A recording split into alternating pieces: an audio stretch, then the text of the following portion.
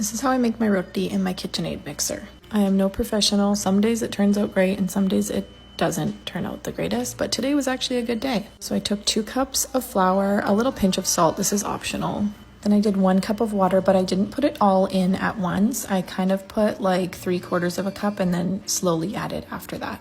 And you want to just keep mixing it until it comes together as a nice, not too sticky dough. And I do stop it to kind of check on the consistency every once in a while. Like right now, I touched it and it was way too sticky, so I added a little bit more flour. You'll know it's good when you put your finger into it and create an indent, and that indent slowly rises back up. Once I got it to that perfect consistency, I put it back on the mixer and put a little bit of oil in there so that it could get nice and coated. You don't want to totally mix in the oil, you just want it to get coated around the ball. You could do this with your hands, but I threw it in here. So then I took my dough and I put it into my container, and I actually let it sit in the fridge for a few hours because I didn't need it until later. And then it's time to actually cook with it. So I start by just ripping a piece off and turning it into a nice ball. That is the key for me personally to get round rotis, because if I don't do this, then they turn out just the oddest shapes. So once it's all nice and round, I flatten it out and then put it in a good dusting of atta,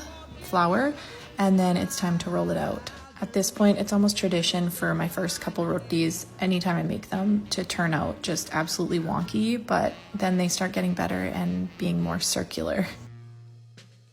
Once they're all rolled out, you give them a little pat because you don't want any excess flour because it will cause it to burn on the tava. And then you transfer those over to the tava and let them do their thing, cook and puff up. And if you're anything like me, you're hoping every single time that your roti puffs up like this.